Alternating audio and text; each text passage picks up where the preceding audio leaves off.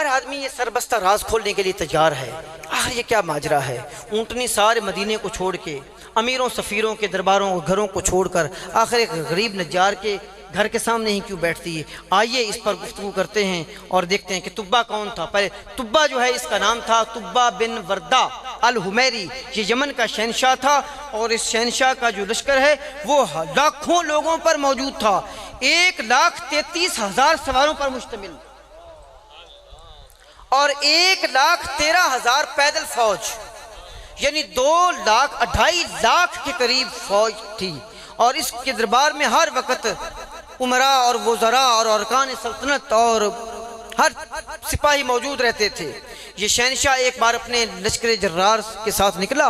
ख्वाहिश हुई कि जितनी भी दुनिया है सबको रौंद डालूं और फतह कर डालूं। और ये फतह के झंडे गाड़ता हुआ आखिरकार मक्का आ गया।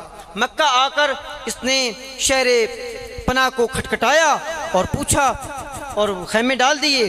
जिस शहर में भी जाता था या तो लोग मिन्नतें करने आ जाते थे, तो या लोग जो हैं वो दावतें करते थे और वो उनकी अतात कबूल कर लेते थे। लेकिन मक्का वालों ने ऐसा कुछ नहीं किया। जब ऐसा कुछ नहीं किया उसको बड़ी तकलीफ हुई। उसने कहा भाई मैं बादशाह हूँ और मक्का वालों की ये जुर्रत, ढा दो इनके दरो दीवार को भी और मकानात को भी। एक आदमी ने बताया कि बादशाह वक्त इनको अपनी काबा के मुतवल्ली होने पे बड़ा नाज है। ये इसलिए किसी आदमी को खातर में नहीं लाते, यहाँ अल्लाह का घर है।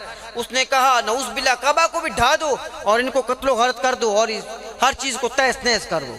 जो ही उसने ये इरादा किया अल्लाह ताला ने ऐसे मुज़िब मरज़ में उसको मुबतला किया, उसकी आंखें सूज गईं और उसके नाक से खून जारी हो गया और बातचीत करने, खाने पीने, सुनने बोलने से कासिर हो गया। मुख्तसर करता चाहूँ, बड़े बड़े हकीम और तबीब और वजीर आए और सब ने मशवरा किया। एक दाना आया, उसने पूछा बादशाह सलाम 2 मिनट मुझे अलग कमरे में दें। उसके साथ गया, उसको सारी अपनी कहानी सुनाई।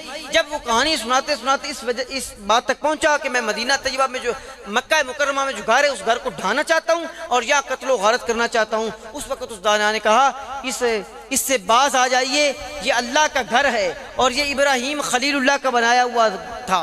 इसको आप मिटा नहीं सकते। इसको जो कोई भी मिटाने आया है वो खुद मिट गया है। फिर उसने इसकी सिफात सुनी और आखिरकार उस बात से तौबा ताइब हो गया और तौबा ताइब होने के बाद अंदर गया, काबा शरीफ को गुस्ल करवाया। वहाँ एक यमन का बना हुआ उसको लिबास पहनाया, यानी गिलाफ काबा, उसको गिलाफ काबा दिया। मुश्क और अंबर से उसको धोया, उसकी ताज़ीम व तकरीम की और वहाँ से चल निकला। जब चलता चलता आया इसी पट्टी पर तो आगे मदीना तैयबा यानी यसरब का मकाम था, वहाँ का डट गया। लोगों ने शहर पनाह के दरवाजे बंद कर लिए। मक्का औरतरा का शहर था उस वक़्त, मदीना औरतरा का शहर था। मदीना उसी तरह शहर था जिसी तरह शहर होते हैं कि चारों तरफ हसार किले की दीवार हो और चंद एक दरवाजे हों। मक्का जो है ये खुली पहाड़ियों में उस वक़्त था। जब वो मदीना तैयबा आए तो शहर पनाह के लोगों ने अंदर पनाह ले ली और फसीलों के दरवाजे बंद कर दिए। तुब्बा बिन वर्दा जो है ये वहाँ बैठा रहा। महीना गुजरा, 1.5 महीना गुजर गया। रस्लो कमक उसका ख्याल था कि मदीना वाले आखिर तंग आकर एक न एक दिन दरवाज़ा ज़रूर खोल देंगे। जब भूखों मरने लगेंगे ना तो ज़रूर खोल देंगे दरवाज़ा और मैं फिर इस अंदर के मदीना तैयबा में दाखिल होकर इसमें अपनी अमारत का झंडा लहरा दूँगा। लेकिन उसकी ये गलतफहमी साबित हुई और वो किसी तरह भी ना उन्होंने दरवाज़ा खोला और ना मदीना तैयबा फतेह हो सका। अब थक तो नहीं गए? नाराए तकबीर, अभी नाराए रिसालत, सरकार की आमद, दिलदार की आमद। अभी बड़े मकाम आएंगे, अभी बड़े मकाम आएंगे इंशाअल्लाह। तकरीर और मज़ेदार होगी। ये कहानी थोड़ी सुन लीजिए, ये कहानी काम देखिए। ये गोया ऐसी बात है कि तारीख के अगर औराक छाने जाए ना तो या तो एक वो मिलाद है जो अल्लाह ताला ने नबियों की रूहों को इकट्ठा करके आसमान पे मनाया था, और मेरे ख्याल में तारीख के वर्क फरोलें, वर्क की गिरदानी करें, तलाश करें तो पता चलता है कि फर्श में होने वाला ये जलसा पहला जलसा, ये जो तुब्बा अल-हुमैरी करना चाहता है, अभी आगे आपको पता चलेगा। एक दिन निकला अपने लश्कर की सफ़ों में गश्त करने तो देखता है कि खजूर की गुठलियाँ हैं।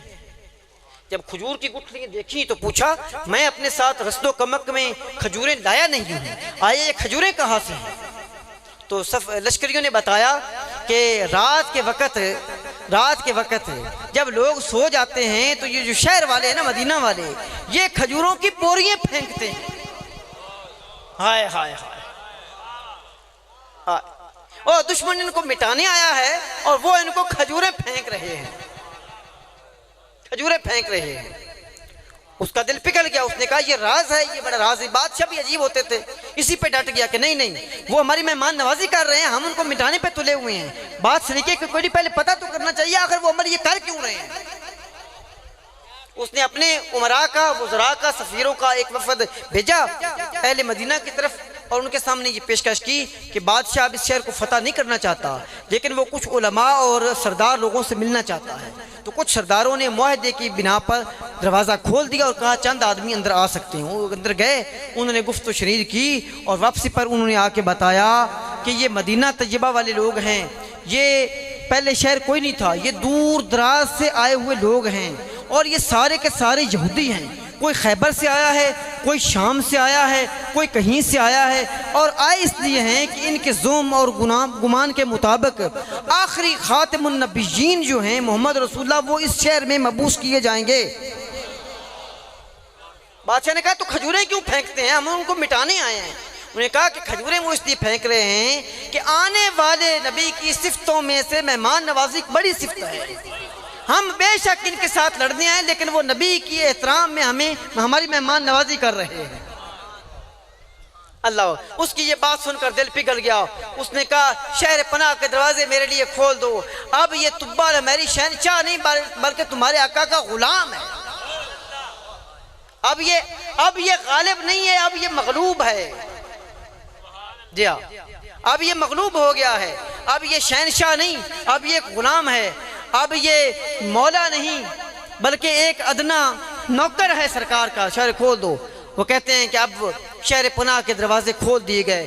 तुब्बा अल-हमेरी अपनी पूरी फौज के साथ अंदर दाखिल हुआ और वो मैं मंजर जो पहले आपको सुना आया हूँ, उसने फिर वो ये मंजर पेश किया। कभी दीवारों को चूमता है, कभी सजदे में गिर जाता है, कभी तवाफ करता है। और तारीख में है, अल्लामा इसाक किताबुल मुगाज़ी में लिखते हैं कि उन लोगों ने या मोहम्मद की उस वक़्त नारे भी लगाए थे।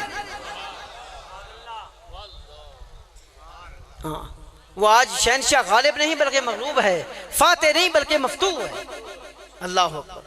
उसने सारे शहर की सफाई करवाई और 400 पक्के उन यहूदी उलमा के लिए, 400 यहूदी आलिम थे, 400 यहूदी उलमा के लिए मकान तामीर करवाए। आला से आला मकान, अच्छा से अच्छा मकान। एक मकान उसने अपने रहने के लिए बनवाया। तुब्बा ने उसमें कुछ देर क़याम किया। जब क़याम किया तो फिर बाद में उसको इतला मिली कि यमन में बगावत फैल गई है। तो जब उसको ये पता चला तो फिर उसने एक अबू अयूब नामी जो उनका पड़ोसी था उसको बुलाया। एक शामोल नामी, सॉरी एक शब्द माफ़ी चाहता हूँ, अबू अयूब का बेटा शामोल एक यहूदी आलिम था। शामोल को बुलाया और उसको कहा शामोल, क्योंकि तुम इन सारे यहूदियों के उलमा के सरदार हो और इनके राहिब हो और इनके पादरी हो, इनके बड़े पीर हो, लिहाजा ये मकान मैं अपना तुमको देता हूँ। अगर मेरी ज़िंदगी ने वफा की तो मैं वापस आऊँगा, अगर मेरी ज़िंदगी वफा ना कर सके तो इस मकान में रहना। और जो ही सरकार नबी अलैहिस्सलाम इस शहर में तशरीफ़ लाएँ तो ये मकान खाली करके उनके हवाले कर देना। जी, अबू अयूब अंसारी इस शामोल की औलाद में 25वीं पुश्त में है। जी, 21वीं पुश्त में है शामोल। तुब्बा मर गया, फौत हो गया, हुब्बे मोहम्मद पर मरा। हाँ, और हदीस पाक में माता हुब्बे आले मोहम्मद, जो हुब्बे आले मोहम्मद पे भी मर जाएगा माता शहीदन, वो भी शहीद मरता है। सरकार की मोहब्बत में नहीं, सरकार की आल की मोहब्बत में भी जो मर जाए ना वो भी शहीद होता है।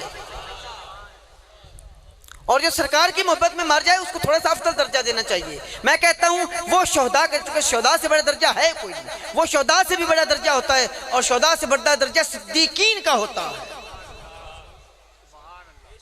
वो दर्जा सिद्दीकीन में है। आज पता चला है कि वो ऊंटनी जो है आपने क्यों फरमाया था छोड़ दो इसको, ये अल्लाह की तरफ से पाबंद है। और ऊँटनी चलती चलती अबू अयूब के घर अंसारी के घर पहुंचती है। गोया पता चला कि अबू अयूब अंसारी का घर नहीं, ये खुद सरकार नबी अलैहिस्सलाम का घर है। इसीलिए आप अपने घर में ही आए हैं, अयूब अंसारी के घर नहीं आए यार। हाँ हाँ, वाह वाह, क्या बात है।